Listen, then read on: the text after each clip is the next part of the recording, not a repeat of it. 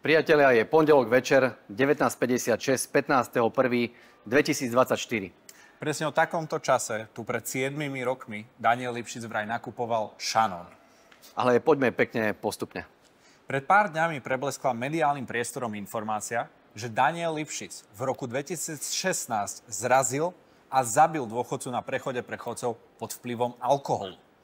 Daniel Lipšic odmietol, že by sa pred šoferovaním akokoľvek posilnil vínkom a ako dôkaz voči tomuto obvineniu zverejnil blog z papierníctva, ktoré bolo kedysi za nami, podľa ktorého v poluse nepopíjal, ale kupoval takéto šanóny. Sice nerozumiem, ako má obyčajný blog od Shannonov dokazovať triezvosť Daniela Lipšica, ale toto jeho tzv. Alibi strašne smrdí.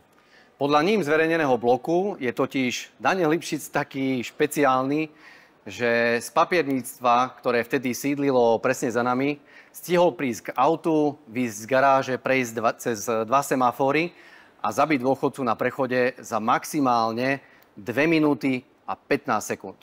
Akože neexistuje. A práve preto sme dnes tu, lebo nikomu súdnemu sa táto Danielová verzia nepozdáva, tak sme si ju prišli overiť na vlastnej koži.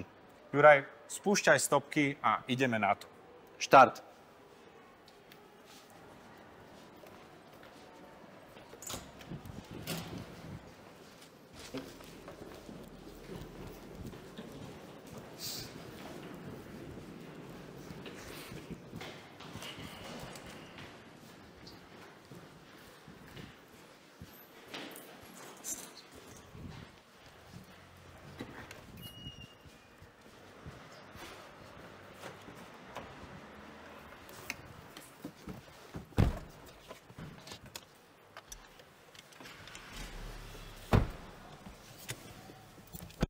Predpokladajme, aj keď to nedáva žiaden zmysel, že Daniel Lipšic si takto trošku podbehol k svojmu autu, ktoré mal dokonale zaparkované na najbližšom mieste pri výstupe a okamžite vyštartoval.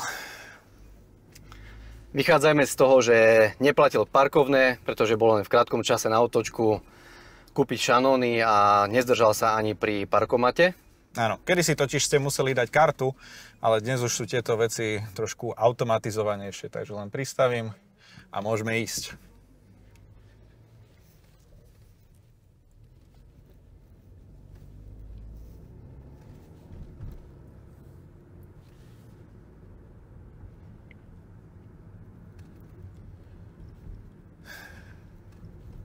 Vyzerá to, že máme prvú červenú.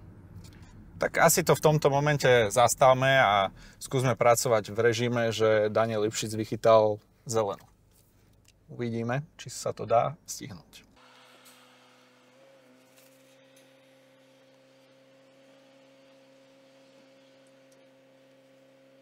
Naskakuje zelená. Štart. Štart.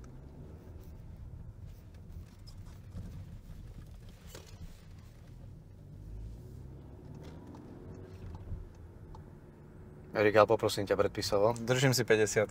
Ani kilometr navyše.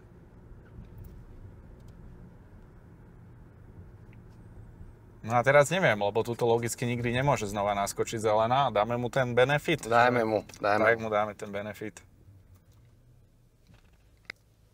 Pekne poctivo počkáme na zelenú.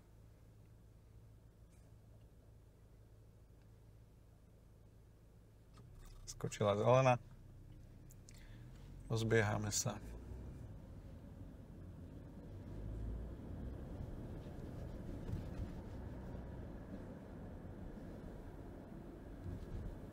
No, ale už nám uplynul čas, v ktorom to Daniel stihol spôsobiť to nešťastie. Ale poďme ďalej a zmerajme skutočný čas, ktorý vyšiel nám.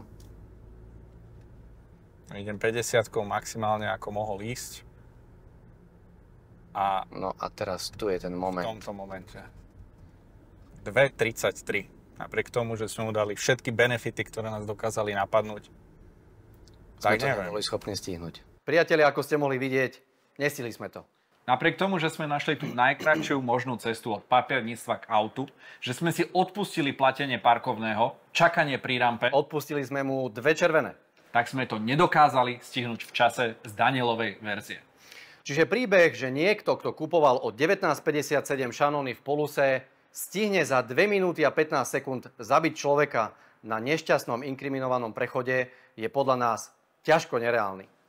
Ak chcel Daniel Lipšic svojim pokladničným dokladom od šanonov vyvrátiť akékoľvek pochybnosti o tom, že bol pred jeho nehodou na pohár vína, tak sa mu za nás podaril presný opak. Ale čo si budeme hovoriť? Podvodník ostane vždy len podvodníkom. Presne tak.